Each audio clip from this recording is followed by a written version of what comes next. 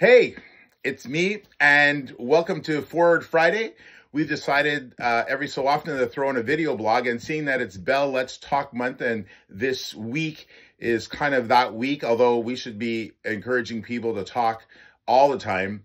We're making a special emphasis today, and as I mentioned in my previous post, I've got a story to tell, and I'm happy to tell it because the ending is the best part of it.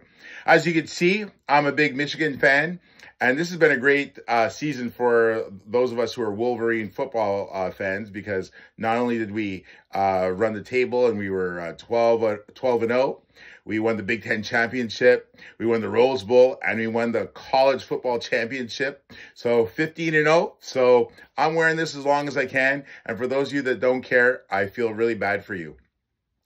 So today I felt it was important to encourage you with a story about me. In fact, I would go so far as to say that you may not have experienced or will experience some of the things that I have, but maybe you have struggled, or maybe somebody else has struggled, and that you can encourage them, and maybe you can pass this along, share it, like it. And so here we go. I remember the first time I recognized that something was off. I was probably about 14 and a half years old. And I remember walking home from school, and it was spring thaw. And I remember just having this feeling of like, just jump out in the middle of the road, and because you don't deserve to live any longer. And I remember that being crazy because, I was always supposedly happy-go-lucky, at least in my mind, and enjoying life. But then things started to really escalate. A lot of people never knew that I was bulimic. And a lot of times, as a person who was big or overweight, no one would really put it together that you could be bulimic, but I was. And they really didn't use those terms at that time when I was a teenager. And for those of you who say prehistoric age, not true. So there'd be these suicidal thoughts. There would be the bulimic issues, a lot of evil thoughts going through my mind, and could never figure it out. It used to drive me crazy.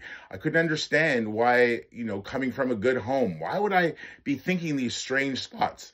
There was a time in our youth group, we would go over to somebody's house after youth on a Friday night, and our church was downtown. And I recall this one evening where these two sisters lived in a high-rise apartment.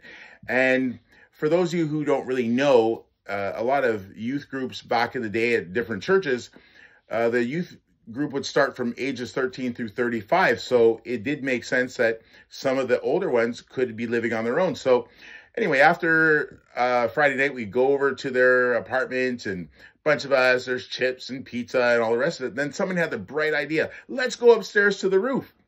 Well, as soon as they said that, I started to freak out. I could feel like this trembling happening, and I'm like, I don't want to go up there.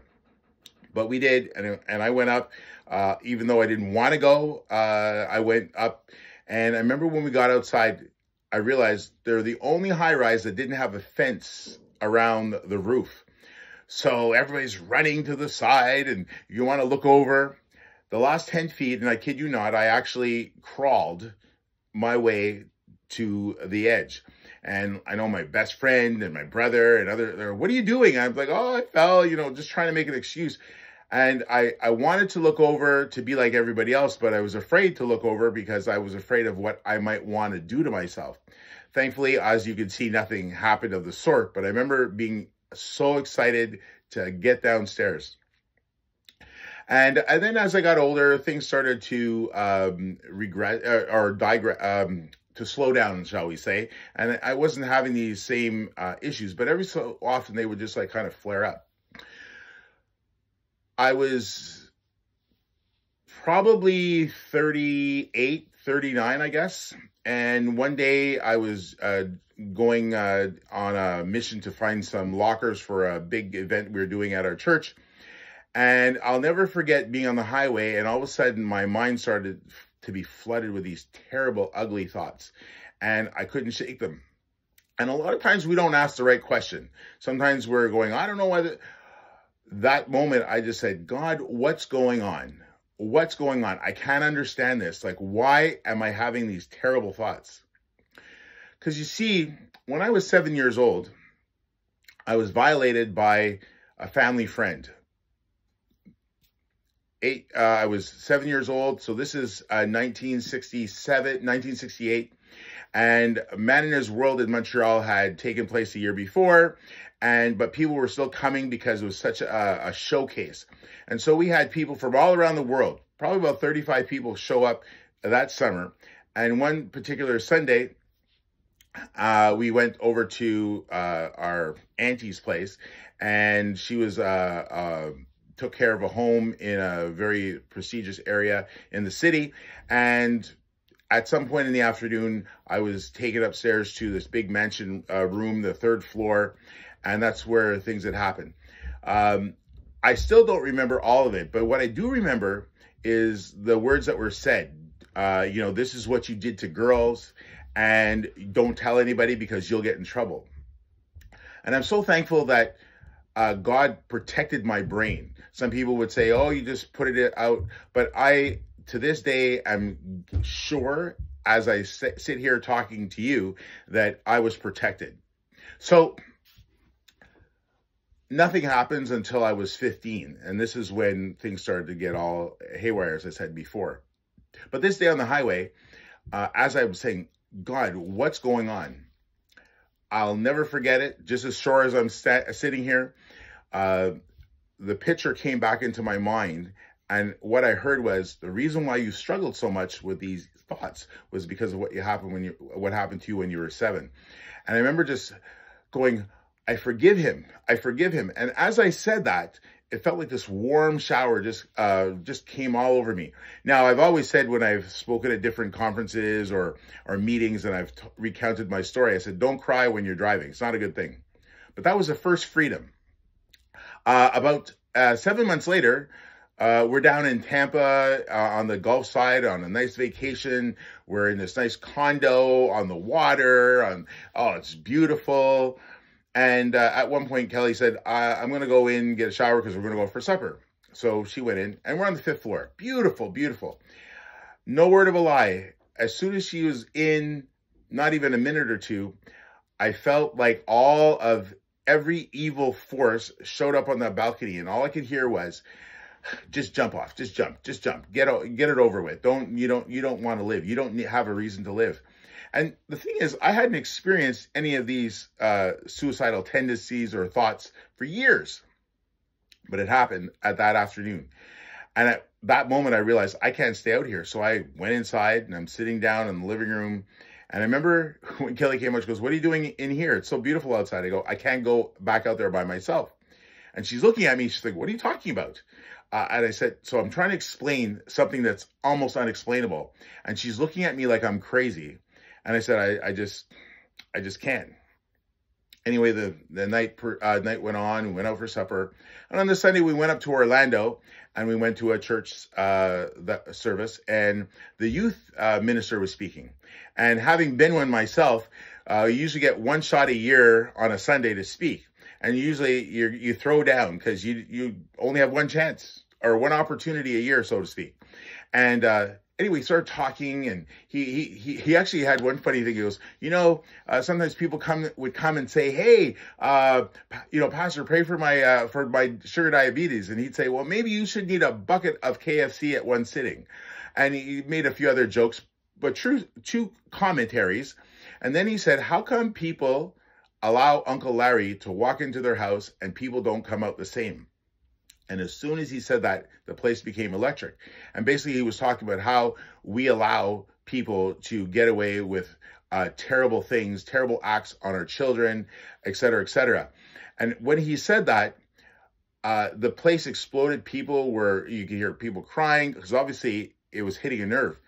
I didn't realize it, but I stood up. And as I stood up and I was just standing there, the same thing happened where in my mind's eye, and I heard a voice, and it was very quiet, but it was very precisely, the reason why you struggled with these thoughts, these suicidal thoughts for so long is because of what happened when you were a little boy.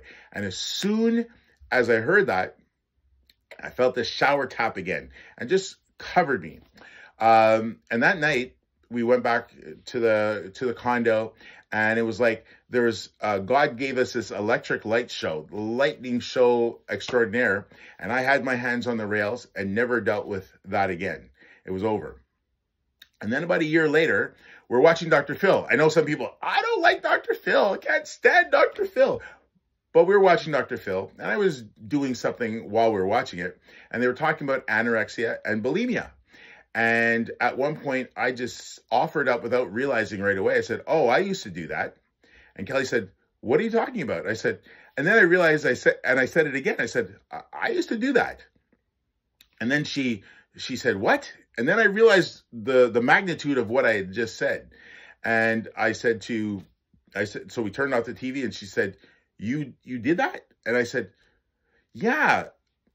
And then as I was thinking about it, when I was a counselor at one of my high schools, a lot of girls used to come and see me who were dealing with anorexia and bulimia. And I thought it was just my training that caused them to want to come and see me.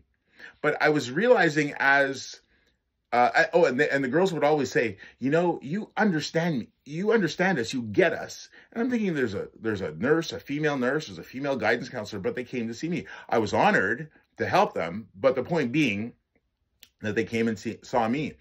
And as we were talking, the same thing happened again, where it was the reason why you struggled so long with your eating habits and the eating disorder was because of what happened when you were 7.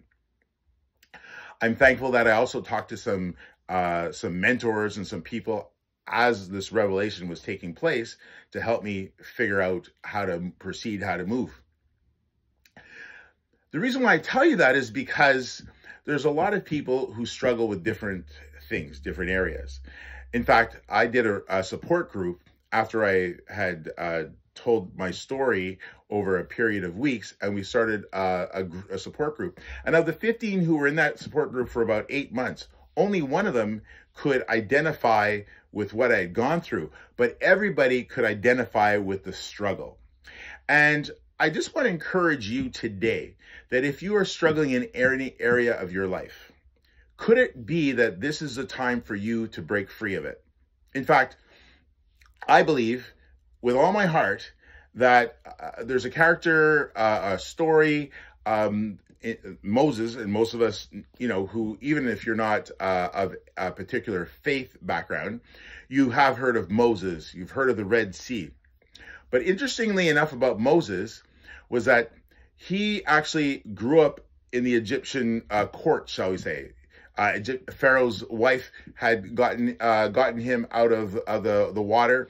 He grew up under the Egyptian rule, became very wise, knowledgeable, and one day he saw two Israelites fighting.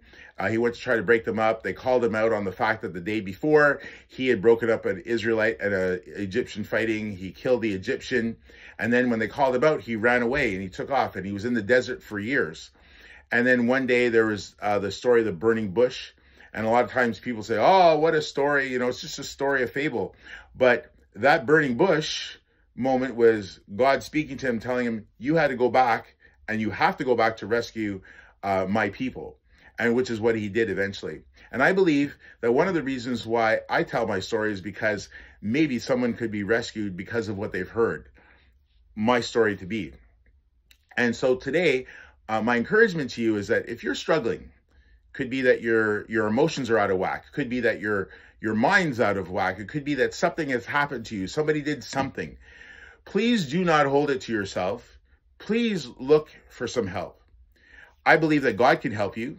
I believe that he's also given skills and abilities to people to help other people who are struggling in different areas of life.